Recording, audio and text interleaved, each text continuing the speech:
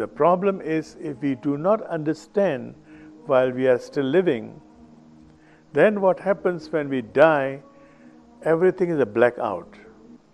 You will only realize it when you are already in the womb of a mother, and at the time you cannot undo anything.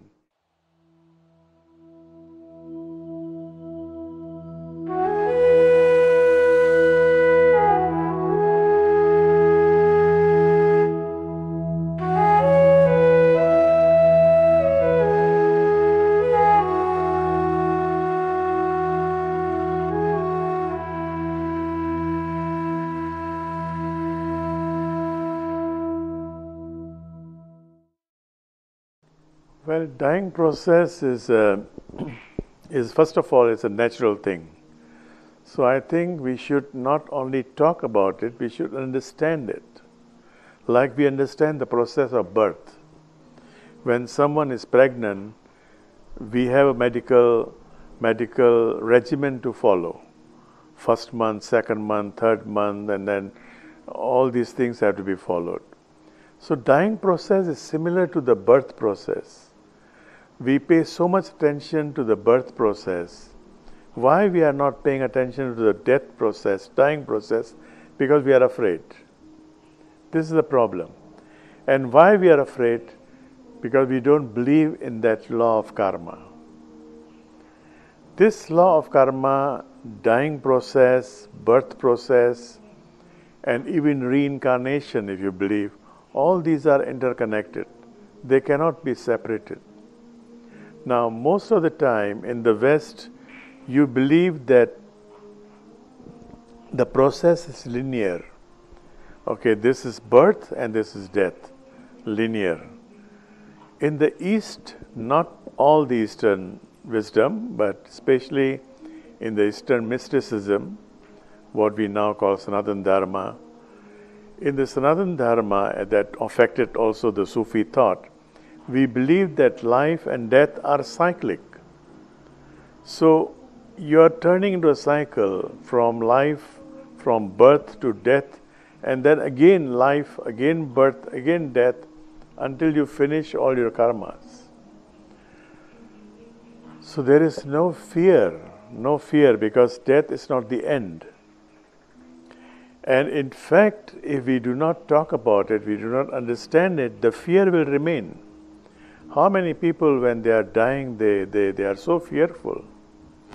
In Tibet, yes, they try to understand this, and Dalai Lama has written a book. There are many books on the subject. But again, we have to see which imagery, because in the Tibetan tradition, they have these deities and all that. Now, you may not relate to those deities. Maybe you are born in a Christian family, I don't know. Maybe religious, maybe not religious. So there are so many different possibilities, because what happens upon death is based on your training while you are still living. You will see those images. If you are familiar with the Christian images, maybe you will find Jesus there. If you are familiar with the Buddhist images, then maybe you will find Buddha there. Or you are familiar with any other tradition, you will find Krishna or whatever. So there is no such thing as one process for everybody. It depends on your lifetime training. But the problem is, if we do not understand while we are still living, then what happens when we die, everything is a blackout. Everything is a blackout, and you cannot control this process. You will only realize it when you are already in the womb of a mother, and at the time you cannot undo anything. If you understand the process, you can make some choices. I want to be born here, I want to be in this family, or I want to be in that family. Or maybe you feel that the previous family has not really been very good for your spiritual journey. So you want to cut off from the previous family, possible. And you want to start a new, totally new, possible. If we do not understand the process while we are living. At the time of death, it's all blackout. And then we go back to the same family which we left behind. Because in that family there would be some karmic affairs.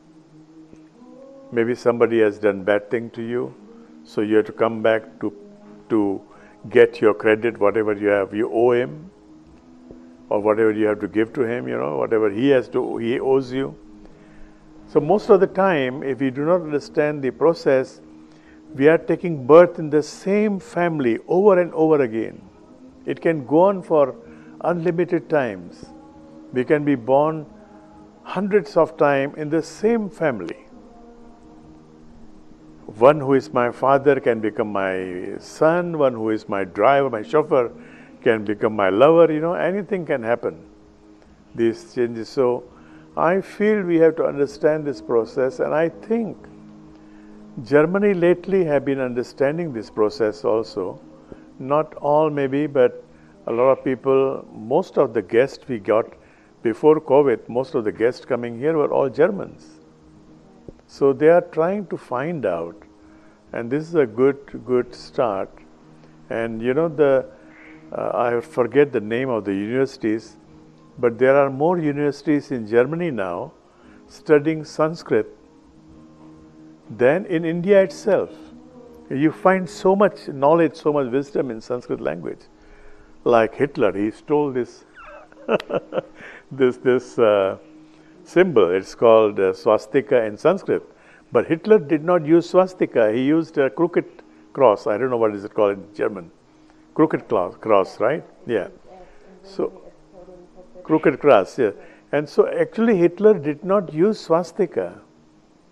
He used it at crooked cross. If you read Mein Kampf, I do not understand German, but I have read it in English.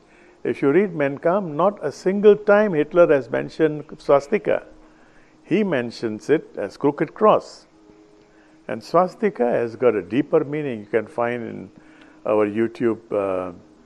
There are some very interesting clips that you'll be interested in about reincarnation and other things. So I will not repeat all those things, but you can find in English, in Indonesian, almost same, what you find in English also are Indonesian, so you can find the English ones. And in fact, about the swastika also, that how the swastika is defined.